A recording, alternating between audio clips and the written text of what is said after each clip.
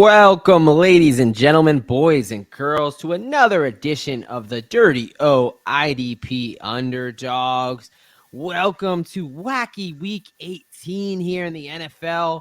The season is running out, but do not worry. There's still plenty of opportunities to cash on our way out as the full last slate here that we are working with.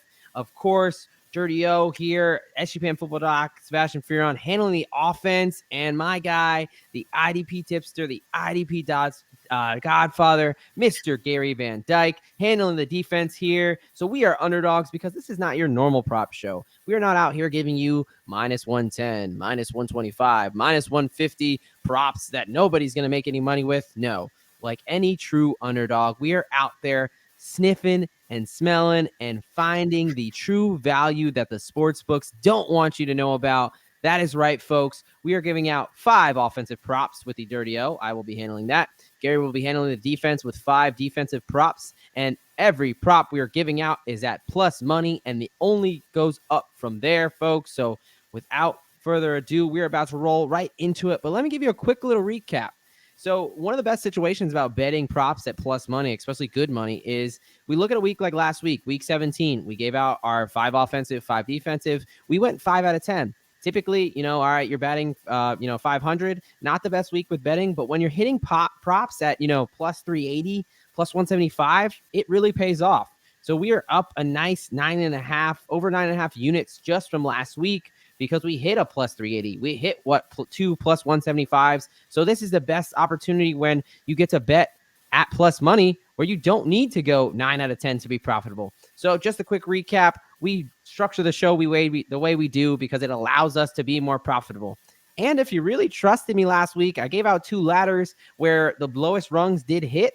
Where Durham Smythe at plus 125, but also his next run at plus 330. And if Tyrod Taylor, for those of you that were really sticking with me, my guy threw for over 300 yards like I thought he would, and I gave him out 275 at plus 380, which cashed, and also at plus or 275 plus 800 at 8-1, that cashed. So listen, folks, we're making you money here, and we're going to do the same damn thing this week with NFL Week 18. We're going to kick it off with the defense. All right, Gary, what do the people like for the first bet of the week? Well, let's go with the Saturday game. Colts, DeForest, Buckner over 1/4 of a sack at plus 105 versus the Texans. All right, so the Texans have actually gotten their shit together a little bit recently when it comes to off the edge, but the interior, they've remained up there in the top 10. When it comes to Buckner, he's having an elite season. He's doing great on film. He's fairly consistent when it comes to sacks allowed to the interior defensive line. He hasn't been over consistent in getting into the backfield. I think he's sitting on about 6 or 7 sacks at the moment. But the first time that they got together, and granted, this was week 2. This was a ways back when Houston's offensive line was struggling at first. He had 1 sack, 2 tackles for a loss, and 4 solos in that contest. As I mentioned, Houston has remained a top 10 allowing production to the interior defensive line all season, even though they're protecting off the edge a little bit better now. And actually, they're a current top 5 for the last 5 weeks of the season. Yeah, no, I like that. Like you mentioned, early in the week and earlier in the season, Houston had offensive line injuries, and they still do. Laramie Tunzel is still coming into the week questionable. So that offensive line is still not 100%. So, we'll get to it as far as what I think that game's going to turn out to, but definitely a lot of passing opportunities. So I like the starting us off there with the Colts, DeForest Buckner over 1/4 of a sack at plus 105. All right, so moving on to the Dirty O, the offense here. First offensive play of the week for NFL Week 18. Saints, quarterback, running back, tight end, Swiss Army knife, Taysom Hill, anytime touchdown, plus 155 versus the Atlanta Falcons there at home. I think this is a situation where a couple things. Taysom Hill was very involved in the offense early on. Then he got a little banged up. He's getting healthier. He's not on the injury report anymore. And you have a situation where Alvin Kamara is dealing with a high ankle sprain. High ankle sprain is an injury where it refers to the ligaments above the traditional angle, connects your tibia and your tibial bones. It's a pretty serious injury, not one that most players come back within a week. He has not practiced at this point. I expect him to be out, and if he does play, be super, super limited. So I think this is a situation where it's a gotta-have-it game for both teams. both Atlanta and New Orleans. This is essentially a playoff game for them. So I like Taysom Hill to find the end zone there at a juicy plus 155. All right, Gary, what do we got for pick number 2 there on the defensive side of the ball? I'm going to stick with the Colts Texans. I'm going to pick on them here the next couple of picks because the simple fact is that Kwitty Paye had a hell of a game last time, even though it was week 2 against these guys. But he plays next to Buckner, which is, like I said, an elite type player. Even though Kwitty Paye is not quite there, he is above par. He should be able to get a quarter of a sack at plus 114 versus the Texans. He's actually doing really good when he's been healthy to play against divisional rivals this year. He's shown more consistency versus the matchup comparably to what Buckner has. So, but these two playing next to each other, it should really work out in their favor. Like I said, it's a divisional matchup. The first contest, he had 5 combined, 1 sack, a tackle for a loss. So, again, with these two being put back in this situation, I don't have any problems thinking that either one of these guys are going to get a half a sack or better. Yeah. So that's Colts defensive lineman Kwitty Paye over a quarter of a sack at plus 114 there against the Texans. Yeah, so Gary is clearly picking on the Texans there. I'm going to go a little bit of a different angle. I'm actually going to give out a pro Texans prop here for pick number 2 for the offensive side of the ball here. Give me Texans wide receiver Nico Collins over 100 plus receiving yards at a nice juicy plus 230 there against Indianapolis. Like we've been talking about, big matchup, right? Saturday night, must-win game for both sides. Essentially a playoff game. The Texans or the Colts, whoever wins, clinches a playoff spot and then potentially could win the AFC South depending on what happens with that Jaguars game. But you have a situation where Nico Collins is the alpha in that wide receiver room. Against the Colts last time, they didn't have anybody who could cover him. He went for over 140 plus receiving yards. I think he has a similar type monster game. Give me him to get over 100 yards here. There is no Tank Dell anymore. Tank Dell's done for the season. Noah Brown has already been ruled out. It's a situation where it's going to be Nico Collins, it's going to be Dalton Schultz, and it's going to be CJ Stroud having to rely on those two guys to get the job done. So I like Nico Collins here. I do not think Indianapolis has anyone who can cover him. So give me Nico Collins, 100 plus receiving yards at a nice plus 230. All right, pick number 3 for the defense there. I have a feeling that Gary may pick on my Texans again here. What do we got?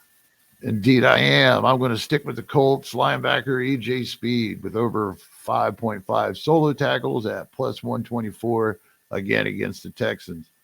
All right, so he's just really an above par, barely above par guy, more on par more of the time than he is. He's already proven at the beginning of the season when they played the first time. He got to start in place of Leonard, who was hurt the second game of the season. But since he came out of the bye, went 6, 9, and 10, and 8 just recently in solo tackles versus the Falcons, so he's on a streak. I think it has something to do more with they're putting him more in harm's way lately than they are Franklin. So if you've noticed, Franklin's kind of dipped a little bit. Maybe it's just because Speed's getting more of them. He's not as good as Franklin, so if I was an opposing offensive coordinator, that's who I'm running at. That's who I'm going after. But, and just to look at it, he's won 11, 12, and 12 combined in the last 3 contests. So he's definitely getting this production. I don't have any problem with it being in Houston that he won't be able to get 5 or over 5.5 solo tackles for that plus 124. Yeah, no, I like that. Yeah, I mean, Speed and Zaire Franklin have absolutely stepped up this year. Big reason why the Colts were able to release Shaq Leonard and the Eagles picked up those scraps there where Shaq Leonard looks completely cooked. He's not clearly the guy who he was before his myriad of injuries there. So yeah, no, Gary's clearly liking the Colts this week as far as on the defensive side of the ball there. We're going to go ahead and switch to another game here for pick number 3 for the Dirty O offensive side of the ball. I am targeting Justin Fields, Chicago Bears quarterback. I think that he is absolutely going to show out for his job. Give me his rushing, particularly I'm going to be going after his rushing yards here. I'm going to start the ladder at 80 plus rushing yards for a plus 290 against the Packers here. I think this is a situation where Justin Fields already came out and kind of throwing a dig and taking a shot at Green Bay Packers fans, saying that, of course they're going to be football fans. There's nothing else to do in Green Bay, right? This is a division rivalry here. Similar situation happened last year. Packers have everything to lose. The Bears have nothing to lose. You see when they got tight and lost to the Lions last year. Bears are playing really good football. And this is a Packers team that gave up 70-plus yards to Tommy DeVito, to Mr. Tommy Cutlets only a couple weeks ago. Justin Fields is about 5 times the athletes that DeVito is. I really like for him to get loose. He is essentially playing for his franchise spot there. There's all this talk about Drake May, Caleb Williams. Are they going to take some of the draft? There's no better, sweeter taste that you can leave in a Bears fan's mouth than to go ahead and knock the Packers out of the playoffs. Out of all the torment that Aaron Rodgers has left Bears fans this past few years, if Justin Fields can be the guy to knock the Packers out of the playoffs, I really like Fields to have a big day here. At 60 yards, he's plus 115. At the 80 yards I'm giving out, he's plus 290. And if he gets up to 100 yards, that's a 7-1 plus 700. So I love Justin Fields in the rushing aspect there. All right, we got pick number 4 for the defense. What do we got there, Gary? People might be surprised to hear that Calais Campbell, the old veteran, he's having an elite year on grades and film. PFF has given him a lot of love. But anyways, I want to go with Falcons Campbell over 1.5 assisted tackles at plus 130 at the Saints. All right. I'm also going to mention, you guys have probably noticed my production control is not went real well tonight. Plus, we had a little bit of technical difficulties. So if you've made it this far, it's going to be worth it. All right. If it matters or not, Calais Campbell actually needs 2.5 sacks to get a 50K or 500K bonus. I don't think we're going to get that, but it might put a little extra effort in this. Another division where the Bucs are leading at 8-8 and tied with the Saints, and the Falcons are right behind both of them at 7-9. So this could be an interesting scenario.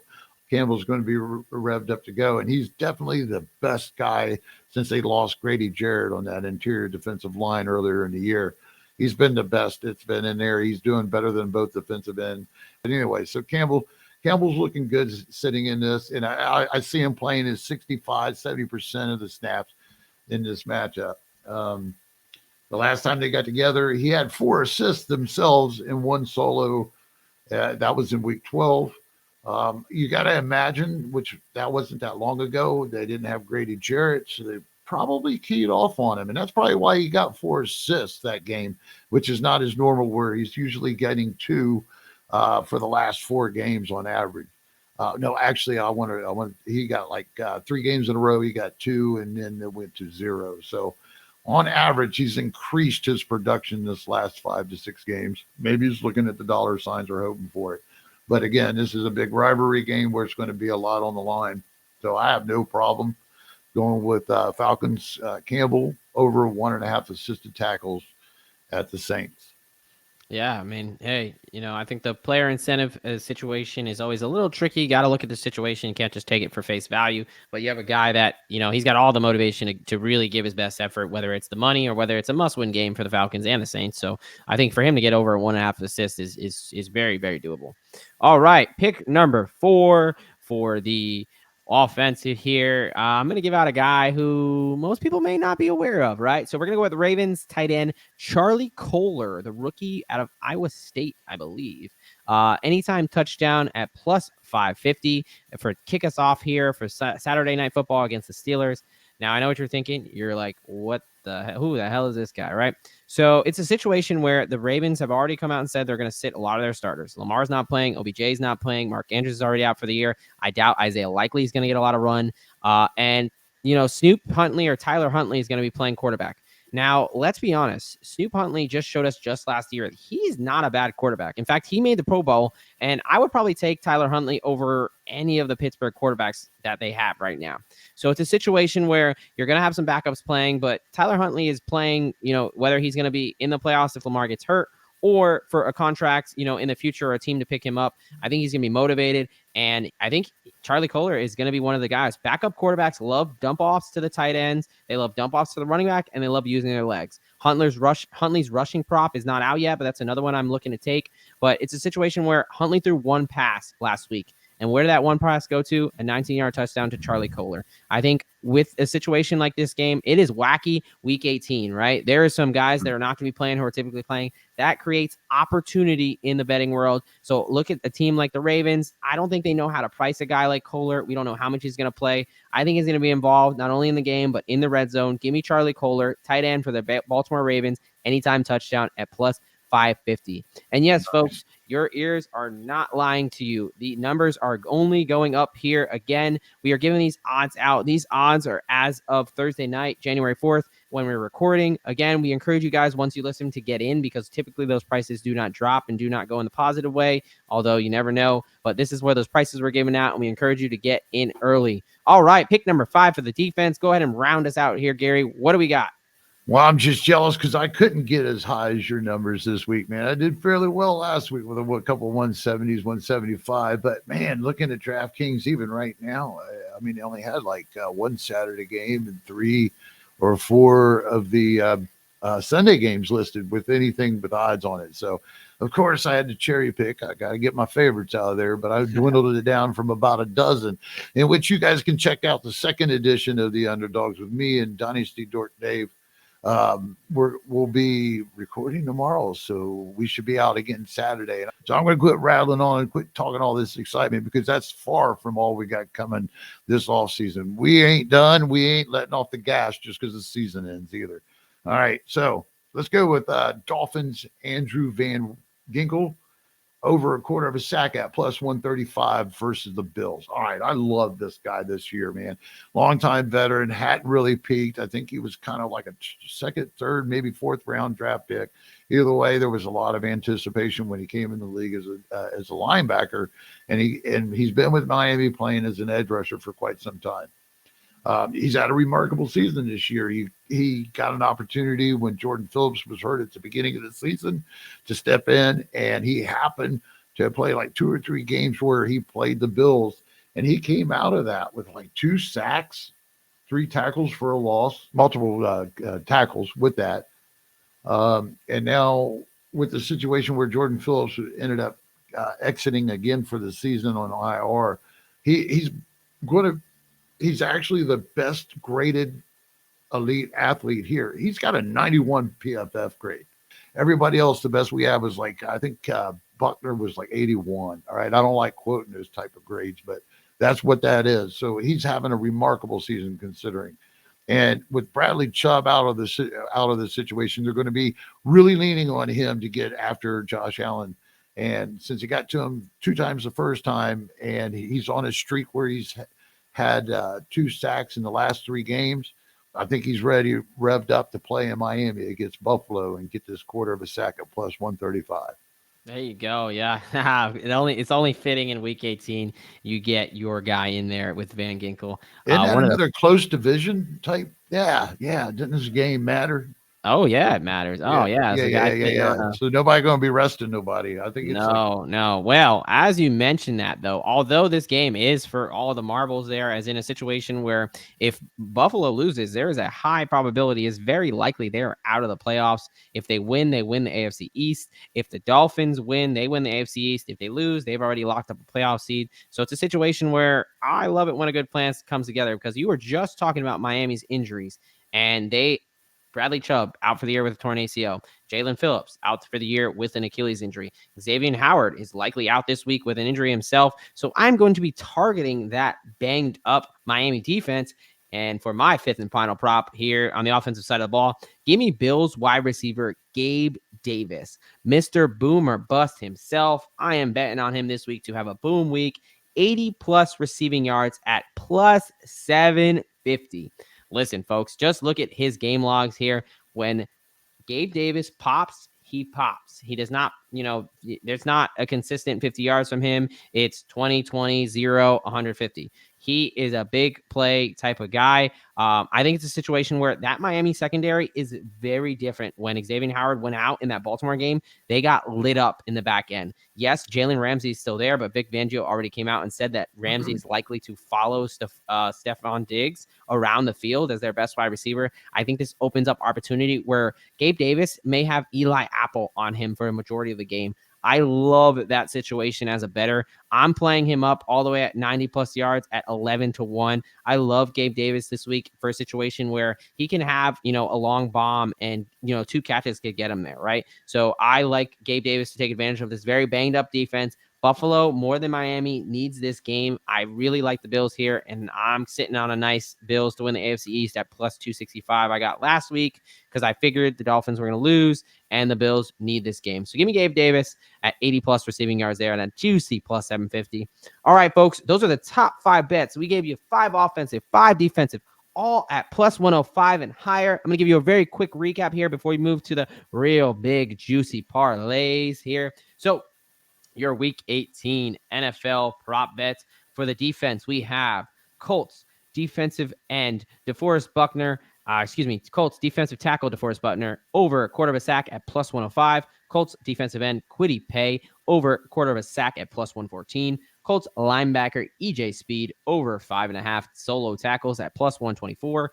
Falcons Calais Campbell over 1.5 assisted tackles at plus 130. And Dolphins outside linebacker Andrew Van Ginkel over a quarter of a sack at plus 135. That is Gary there giving us all the plays on the defense and who's been on an absolute heater. And for myself here on the Dirty O offensive side, we are starting off with Saints quarterback, running back, tight end, whatever you want to call him, Taysom Hill, anytime touchdown, plus 155. Texans wide receiver Nico Collins over 100 plus receiving yards at plus 230. Bears quarterback Justin Fields over 80 plus rushing yards at plus 290. Ravens tight end Charlie Kolar, anytime touchdown, plus 550. And wrapping it up with Bills wide receiver Gabe Davis, 80 plus receiving yards at a juicy plus 750, folks. All right. And we're not done. We are just getting started here. Actually, this is going to lead me into my anytime touchdown Degen parlay. Quick note here, was able to hit 2 of these a couple weeks ago as far as, obviously these are big time parlays, really more of a pizza bet, a little bit of a lottery ticket here. So bet accordingly. But it's a situation where multiple times, including last week, I've hit 3 out of 4. Unfortunately, couldn't get that 4th one to come home. But this is a situation where, yes, I bet these in a parlay, but I like to round robin these. You can also bet them individually. So it's a situation where in a round robin, if you hit 3 out of 4, that is still a very profitable situation because they're all plus money. Or if you want to just be a little bit more conservative and just want to take the massive bet, that is an option as well. But I would advise to round robin or if not, bet these individually because they have been very profitable. All right. We got 4 guys to just touch the end zone here, to just get that pigskin and the earliest blade of grass. That is Najee Harris, Ty Chandler, Tyler Algier, and Justin Fields. All to score a touchdown, pays a juicy 41-1. That is what we want, folks. Again, Steelers running back, Najee Harris, Vikings running back, Ty Chandler, Falcons running back, Tyler Algier, and Bears quarterback Justin Fields, all to score at 41-1. That is how we kick off an anytime touchdown parlay. All right, Gary, you ready to hook these people up with a nice underdog pick'em here? Hook them up, brother. All right, man. So going into that, what we're going to do here is over on Underdog, we're going to do a nice little 4-team pick'em. Now, this is where the offense and the defense comes together. We combine forces, the dark side and the light side, to bring you some cash. I'm going to go ahead and kick us off here, and we are going to do first play here is Texans quarterback CJ Stroud, higher than 257.5 passing yards against the Colts.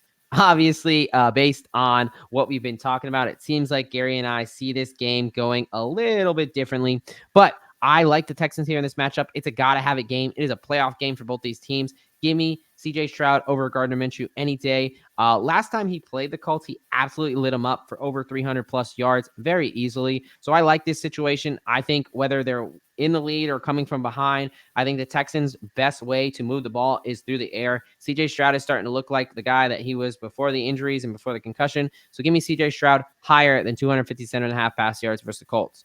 All right, Gary, what is your first play there on the defense? Yeah, well, we were double checking this, man. I didn't update that, but as you can see, I got Colts Kwitty Paye in here because I am 99.9% sure he's going to get him a half a sack playing next to Buckner, as I mentioned earlier. But right before we went in, sometimes you look at and they do an update, they pull a player off, and then he doesn't pop back up for an hour or so. DeForest Buckner because he wasn't on there the first time. Kwitty Paye was, but then when we double checked right before we hit record, Kwitty Paye wasn't, but Buckner was. So take your pick in this one. But I'm going to stick with my gut on the first one and go with Kwitty Paye if he's available. Buckner is AB in this situation.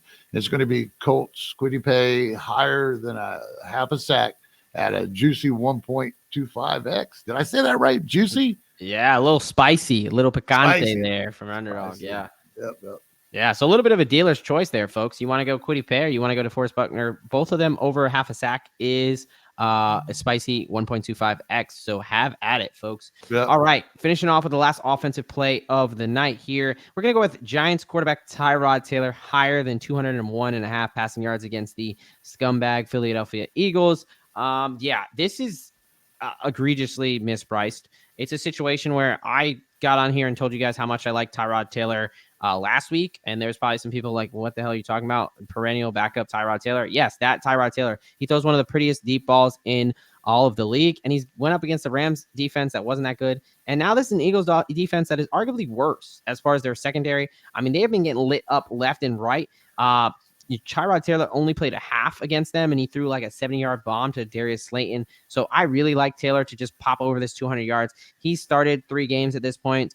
He's pretty much gone over this number in every game. In 2 of the games, he's gone over 275. So I think this is really mispriced there. So I want to go ahead and take advantage of that. Give me Tyrod Taylor for the Giants at 201.5 passing yards higher. All right, Gary, round us out there, brother. All right, well, I'm going to pick on the Bills again with Andrew Van Ginkel. The same play I had a little bit ago. I definitely think he's going to get higher than a half a sack. And I'm just going to say, if you lasted this long, don't worry too much about the shape of the Miami defensive line. I know Chubb is down, and of course we're missing Phillips. But you got Kristen Wilkinson playing next to Van Ginkel, and I mean Kristen Wilkinson is a beast in his own right. He's had a well above par grade for the season, and at the same time he had a productive game the first time that these guys met too. So just go ahead and stick with Andrew Van Winkle or hire a half a sack at 1.25 spicy this time. There we go, folks. All right, so quick recap of your underdog parlay and the last pick we're giving out here for tonight. Texans quarterback CJ Stroud higher than 257.5 passing yards against the Indianapolis Colts. We have Colts defensive end Kwitty Paye higher than half a sack at a nice little spicy play there. Then we also have Giants quarterback Tyrod Taylor higher than 201.5 passing yards. And to round us out, Dolphins outside linebacker Andrew Van Ginkel higher than a half a sack at a nice spicy play. Put them all together, and that rounds you out at just over 15.5x, folks. That is how we can make you some money. As always, all of these plays are at plus money because our job here is to go ahead and make sure that you are profiting. If you check the tape, folks, we've been helping you profit for the past weeks in a row. My man Gary's been on fire with these defensive plays. We're bringing the heat on the offense, and all of it together brings for a nice wacky week 18. Despite these guys not playing, I feel really good about this week. I think we're going to have some nice cashes. Gary, what do you got for the people before we head on out of here? Again, just keep watching for this content on YouTube and listen for it to hit podcast form too, especially this off season when we get outside of football. Man, we got some excited, and outside the NFL, we'll have some exciting things to keep going with. So I just look forward to that, Sebastian. Man, yeah, absolutely. This weekend, I feel good. I feel lucky, brother. There we go. Listen, IDP, that plus there represents a lot of things. The IDP guys over there are expanding to, wonderful, great, and expansive things. And we're going to be part of this rocket ship as we go moving forward. So from us here at the Dirty O and IDP Underdogs here this week, we appreciate all you guys listening. And you know what we're going to do? We're going to repay you with some cold, hard cash when you tail our picks here. Let's have a hell of a week. Let's enjoy football this week and enjoy this wacky week 18. We are out of here.